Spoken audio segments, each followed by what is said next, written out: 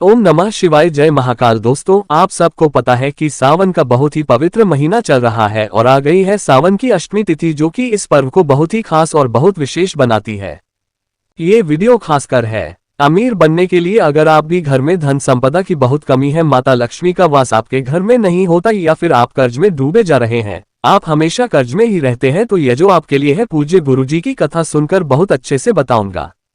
बस आपको ये दीपक जलाने वाला उपाय करना होगा और आप भी घर में हमेशा धन संपदा बनी रहेंगी। जो भी कर्ज की समस्या होगी वो खत्म हो जाएगी। कैसे करना है, लेकिन उससे पहले बता दूं, इस पूरी में हम लोग 3 बहुत ही प्यारे से उपाय की बात करेंगे, जो कि आपके लिए और आपके पूरे परिवार के लिए बहुत अच्छे होंगे। ठीक है, तो सबसे पहले हम लोग उपाय की बात करते हैं, जो दीपक जलाने वाला है, जो कि धन संपदा के लिए होगा और कर्ज मुक्ति के लिए होगा। चलो, तो सबसे पहले उपाय की बात करते हैं। इस क्रम पर आपको दीपक दिख रहा है, हमें लेना होंगे 5 दीपक। गिन करके कितने दीपक लोगे? 5 दीपक। इन 5 दीपकों आपको जलाना होगा 5 जगहों पे।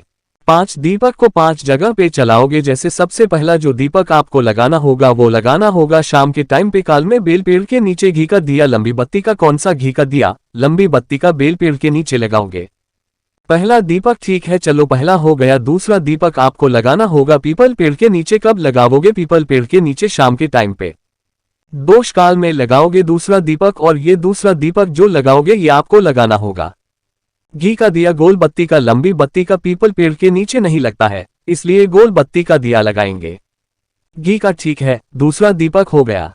तीसरे दीपक की बात करते हैं। वो लगाना होगा आपको वृक्ष के नीचे, यानी कि बरगद पेड़ के नीचे समय दिया लगाओगे, यानी कि घी का दिया गोल बत्ती का लगाना होगा बट ब्रिज के नीचे। ये हो गया तीसरा दीपक। ठीक है, जो चौथा दीपक आपको लगाना होगा, ये मैंने गलती से यहां पर लगा दिया। वो लगाना होगा आपको आंवले के पेड़ के नीचे। ये आंवला नहीं है, ये बेर है।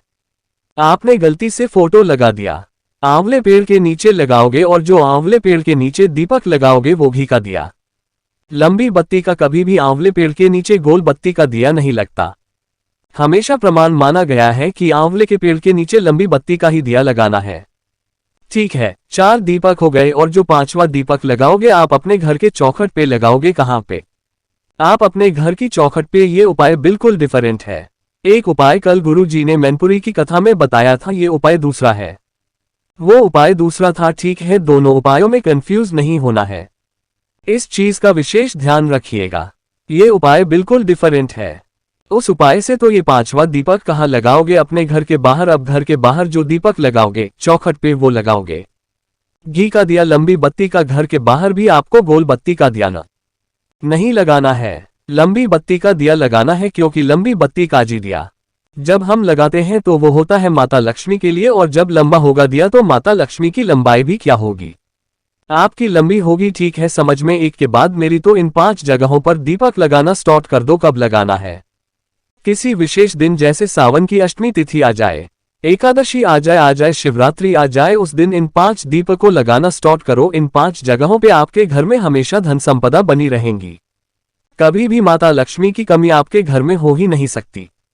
करके देख लीजिएगा, और कर्ज वगैरह की समस्या तो हमेशा के लिए खत्म हो ही जाएगी। ठीक है, समझ में आया मैं मेरी। तो चलो, पहले उपाय की बात हमने यहां पर कर ली है, आगे बढ़ते हैं। अब इस वीडियो में हम लोग अपने दूसरे उपाय के दूसरा उपाय की इनके लिए किनके लिए है कि अगर आपके घर में कोई व्यक्ति बहुत ज्यादा बीमार रहता है, यानी कि उसको दवा कोई असर करती ही नहीं है, कितना भी मेडिसिन खा ले उसको दवा काम नहीं करती है, तो इस उपाय को करेंगे। ठीक है, आपको लेना होगा एक बेलपत्र, बहुत ही प्यारी सी, जो कहीं से कटी फटी हुई बिल्कुल भी नहीं होनी चाहिए। ठीक है, ले लिया। साथ ही साथ लेना होगा एक तांबे का लोटा, और इस लोटे में जल कहां से भरोगे? अपने घर से। कई बार आपको बता चुका हूं।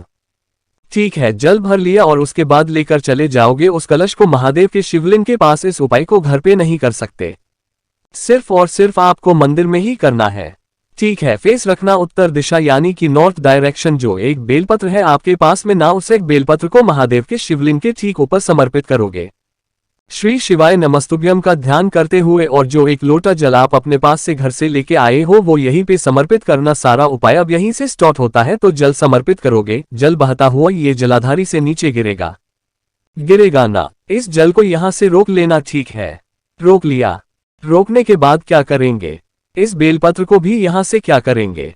उठा लेंगे और उठाने के बाद जो व्यक्ति अगर मंदिर में आकर के वो बीमार व्यक्ति खुद उपाय को कर लेता है तो वहीं पर मंदिर के चौखट पे ही खड़े होकर के उस जल का आचमन कर लेना जो महादेव की शिवलिंग से रोका या आपने, और आपको वही बेलपत्र खाना होगा।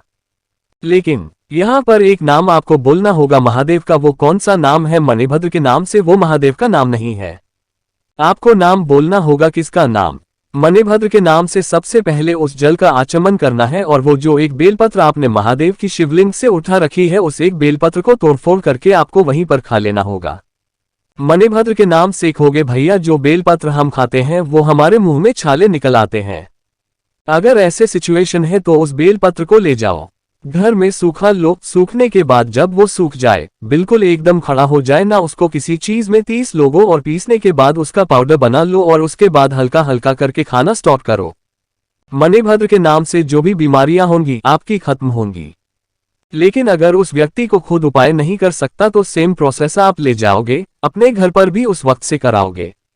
मणिभद्र के नाम से समझ में ये क्या बात मेरी?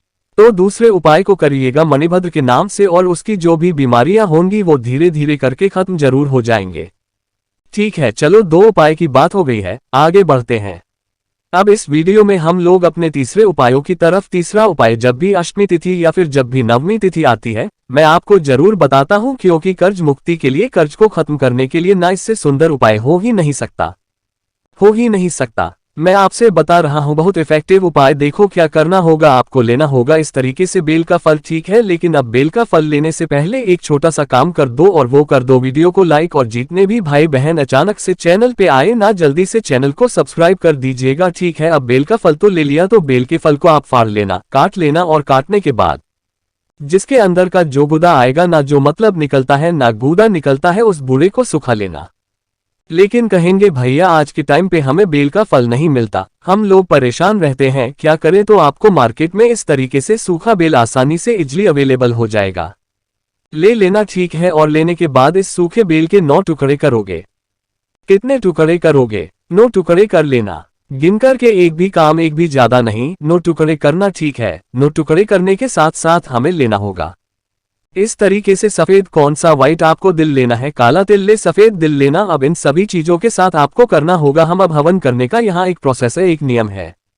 सारा नियम बहुत ध्यान से सुनिएगा। ठीक है, आपको क्या करना है, जैसे आपके पास कितने हैं 3,45,678 और 9 बेल के गूदे आपके पास में है ना, आपको क्या करना होगा, ये एक हमारी इस तरीके से जलाना होगा। चाहे तो कंडे से जला लो, घी से जला लो, आम की लकड़ी से जला लो, किसी से भी जला लेना। ठीक है, जलाने के बाद जो आपके पास में एक देसी घी भी होना चाहिए।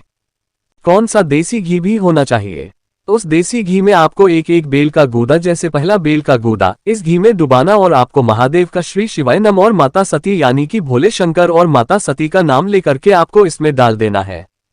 ठीक है, दूसरा जब उठाना तो दूसरे को भी सेम प्रोसेस, तीसरा भी इसी तरीके से, चौथा, पांचवा, छठवां, सातवां, आठवां, 8वीं तक आपको सिर्फ उसी बेल के गूदे को घी में डुबा करके माता सती और भोले शंकर का स्मरण करके डाल देना है। आहुति देनी है। लेकिन जब बात आएगी 9वें गुरु थे डालने की, तो यहाँ पर एक छोटा सा बदलाव करना है। वो बदलाव किया है, जो आपके पास में सफेद तिल है ना, उस सफेद तिल को इस 9वें गूदे के साथ मिक्स करेंगे, मिलाएंगे। इसके ऊपर जो बचा हुआ घी है उस घी को डालेंगे, माता सती भोले शंकर का स्मरण करेंगे।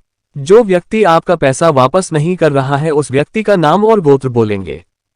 फिर से बोल रहा हूं, ध्यान से सुनिएगा। जो नोवा सूखा बेल आपके पास में है उसमें आप थोड़ा सा सफेद तेल डालेंगे, जितना बचा हुआ देसी घी आपने ले रखा है वो डालेंगे, तो उसकी आहुति आपको इसी अग्नि में कर देनी है। माता सती भोले शंकर का स्मरण करके जो भी व्यक्ति पैसा वापस नहीं कर रहा है उस पैसा वापस न करने वाले व्यक्ति का नाम और गोत्र बोल करके आहुति दे देना। अष्टमी तिथि के दिन करना है। इस उपाय को 15 दिन में व्यक्ति आपका पैसा आपके घर तक देके जाएगा। यही इस उपाय का सबसे परफेक्ट एग्जाम्पल है। मैंने खुद कर रखा है, मेरी मम्मी ने कर रखा था और ये उपाय बिल्कुल कारगर हुआ। बिल्कुल एक्टिव हूँ भाई, हूँ आपका, झूठ बिल्कुल नहीं बोलूंगा। ये उपाय बहुत इफेक्टिव है, करके देखिएगा। ठीक है, समझ मेरी बात, मेरी तो करिएगा। मैंने कोशिश की इस पूरी वीडियो में आप सभी को 3 उपाय बताने की। तो वीडियो अगर आपको पसंद आती हो तो लाइक किया करिए। कुछ पूछना हो, नहीं समझ में आया, नीचे कमेंट बॉक्स में पूछ सकते हैं।